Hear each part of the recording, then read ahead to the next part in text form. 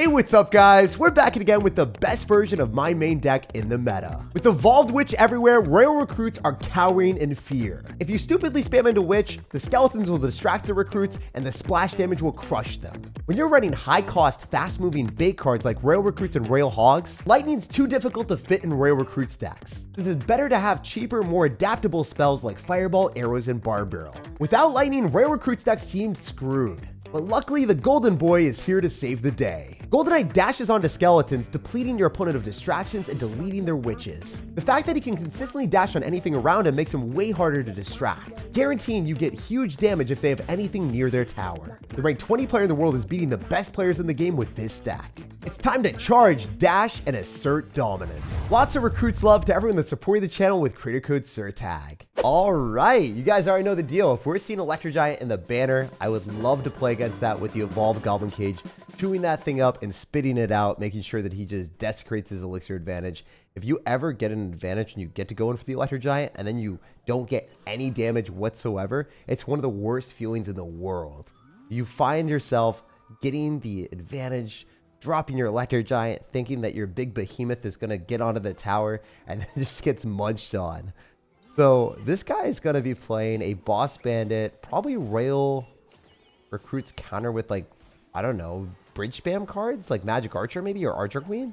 Like, I'm trying to think what he's going to do, because for all intents and purposes, he's probably playing a Ram Rider deck, and Ram Rider decks are very weak into ours. So I'm going to go GoldenEye here just because he's got a lot of health. And cool thing here, our opponent has no potential of breaking through this Golden Boy. Got too much health. He's going to do the dirty stuff, and he's going to dash onto the tower. And I'm going to probably be able to get like a Barb Barrel up in here too, with a Fly Machine to finish off the Executioner.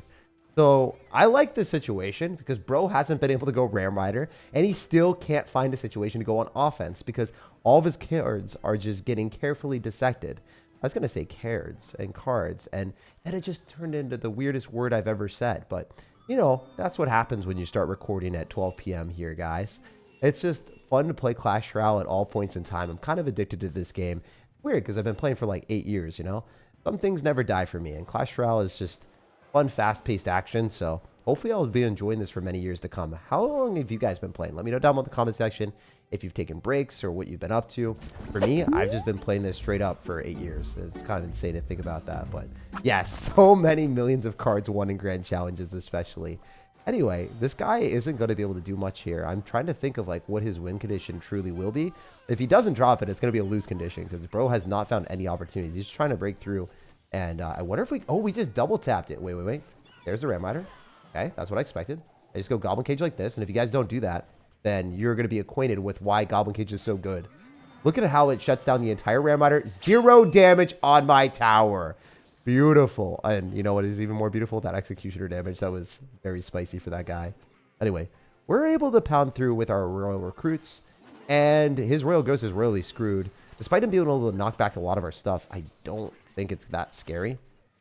Going to drop our Golden Knight and then perform a miracle and a Vanishing Act into his Ram Rider. So yeah, sure, your Executioner can hit me, but I'm okay with that. Kind of expected that to happen.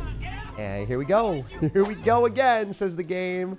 Okay, we know he's going to go in X. Wait, I misclicked. Those are supposed to be Royal Hogs.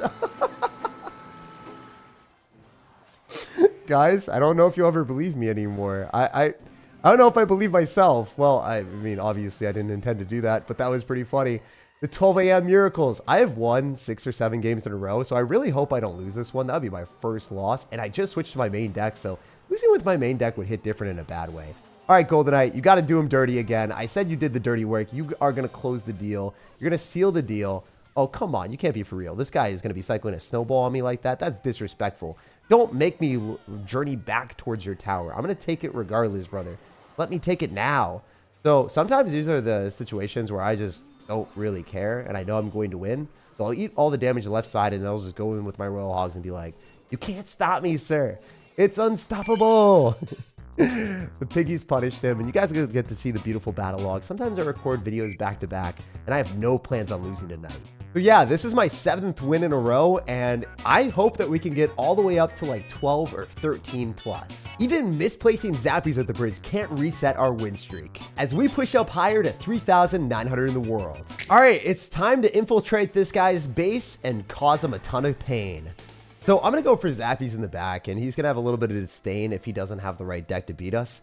There's a chance he's going to have like Valkyrie and then like a freaking Executioner in the same strat, but it's very unlikely. Also, I could potentially go for a Goldenite here and dash him whatever he tries to defend and hit that anyway. Or I could go in for arrows, kill the Firecracker, and reset his Mighty Miner so he gets a terrible trade, forcing him to go and drop some extra stuff on this as well. I wonder if we could hit the tower with the Zappy. That would be pretty cool. Anyway, it doesn't necessarily matter that much. We're just winning by a little bit. And he does somehow get some chip damage with the Mighty Miner, which I thought wasn't even a remote possibility.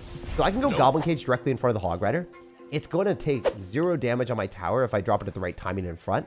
But because I got, you know, a little bit later placement, I have to go in for recruits to help out. I was going to drop the recruits anyway, but, you know, this guy is playing an interesting deck.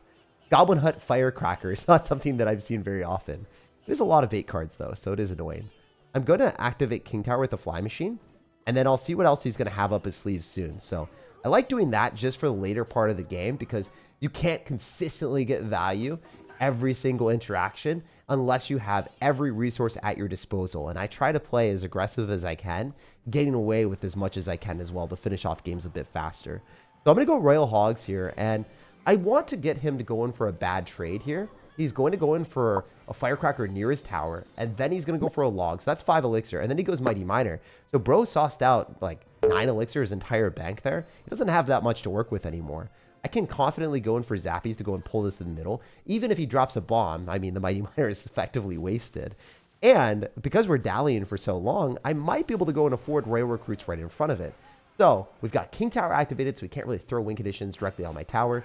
He also has this horrible capability of, you know, keeping his Firecrackers alive for a minimal amount of time, you know. It's just not, it's not living. You mother... He's going to be living because his cards aren't living. That's what's happening, guys. I might even go in for a Goblin Cage to go and spit out that Mighty Miner. We're going to chew him up real quick for the one time. Also, even if you have lightning, it's not that big of a deal because you can't even kill the Goblin Cage Brawler. We are back in business, baby. The Brawler is back. All right, easy arrows value for sure, for sure. And I could go and pop the ability to kill the Spirit Goblins if I wanted. And just to get a little bit closer to the tower, I think that's worth it. Forcing out more elixir from our opponent. He's got lightning. I genuinely don't know what this is. I mean, it seems to me that he wants to throw miners at me, but he can't because he doesn't have it in his deck. I'm just very confused at what I'm playing into here. So I'm going to throw down a Fly Machine, and then I'm also going to go in for maybe Royal Hogs, depending on what we see. Never mind. I'm going to chill a little bit more. Since we are playing against people that are a bit higher rank, I do have to respect them. But I don't know. I just don't think the Firecracker is ever going to hurt me that much, and I can consistently go arrows. Even if you log, it doesn't matter. You lose all of the cards here. Very easy for us to go in for Royal Hogs right into this, and then throw down a Goblin Cage counter with, wait, that's Goldenite! Oh, there's Goldenite! Holy, that was insane! That was the most glorious Goldenite I've ever seen in my life. I was going to say Goblin Cage counter to the Mighty Miner, but like, why was I thinking about that when we had the Goldenite ability? That was beautiful. In every sense of the word. I don't think I've ever seen anything like that before. Yeah, no, I can sauce out Royal Recruits at the bridge, going for our Fly Machine to snipe his building, arrows on the Firecracker, because otherwise he can't really kill our Fly Machine. He's having to lightning that every time for a terrible trade. Now I can go for Royal Hogs because he's down elixir.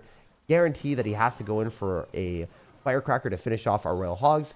Doesn't have a good elixir advantage. He can't do much here. I can even pop a Goldenite ability. Oh my gosh, is the Goldenite going to lock into the tower? Is he even able to stop it at this point? Oh my goodness, this card is beautiful. He got clapped by that Goldenite the entire game. And all he can do is laugh because he can't stop it. He can't stop the laughter. He can't stop the Goldenite dashes. Guy was in an inordinate amount of pain, and the Goldenite was the agent that caused it. And Goldenite buffed our rank all the way to 3003 in the world. All right, so we got a game against someone that's simply love. What is that, dude? What is love? What is life? What is everything in this game? All I know is the dash with Goldenite. That is the one thing that I'm familiar with. If this thing can dash on the tower, that'd be beautiful. Come on, baby. All day. Goldenite knows the way. That is it. That is what we got to see. So already starting off the game beautifully. And I think I found my love. It has to be Goldenite after this game, guys. Truly, the fact that it dashes on the tower, whenever the opponent cycles something in the back, they can't really evade it unless they cycle something really high up. And the guy didn't. He He gave me an opening, and he did not respect the Golden Knight, give me the golden opportunity to pounce on his tower. So I'm going to try to play this well and maybe go for Royal Hogs if we can get an advantage. Because the dude doesn't have Fireball right now. And wait, this is going to be Expo 100 million%, right? There's no shot it's not Expo. So we're going to force a Fireball on the Royal Hogs on the left side, and he still takes damage. The reason why I knew it was Fireball is because Expo has Fireball Log as their spells, unless he randomly has Rocket, which he's not going to have.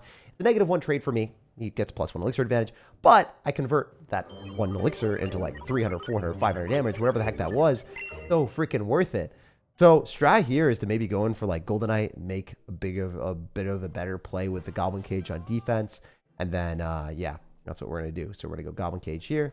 We're going to go in for probably a Barbarrel to go and squeeze those archers out of the game. And we're going to have the Barbarrel tank for a little bit. Reason why we like doing that is if the Barbarrel tanks, then obviously the guy's going to be in a bit of a predicament. He's just genuinely like, he was hoping that the Goblin Cage would get popped. And if the Goblin Cage pops, then his Expo targets onto my tower because there's a slight second, maybe a millisecond, where the Goblin Cage Brawler isn't in the arena. And it's that transition period where the Expo will lock onto the tower. The guy's going to log. He doesn't hit all the recruits. He misses one of them. Still fine for me. I'm going to go for Royal Hogs. This is a really good Fireball value for him if he wants to take it. But I don't think he has Elixir because he just dropped everything that... Oh. He had Elixir. He had Elixir.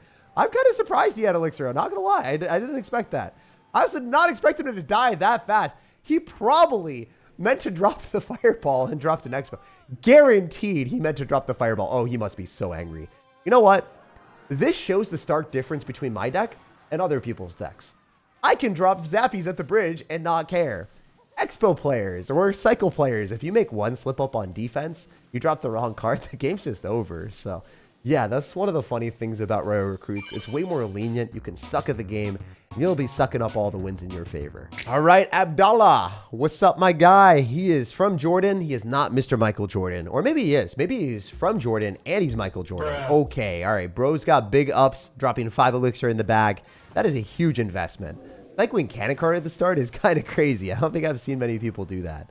Anyway, I'm going to go for Cage, and then I'll also go in for a Golden Knight directly on the cannon cart just to finish that thing off a little bit faster and not have a disaster with him getting a huge positive elixir trade with a damage on my tower. So, I like this spot. He can't really kill the Goblin Cage Brawler very fast, and I have a lucrative interaction if I'm able to go for Zappies and counter push with them.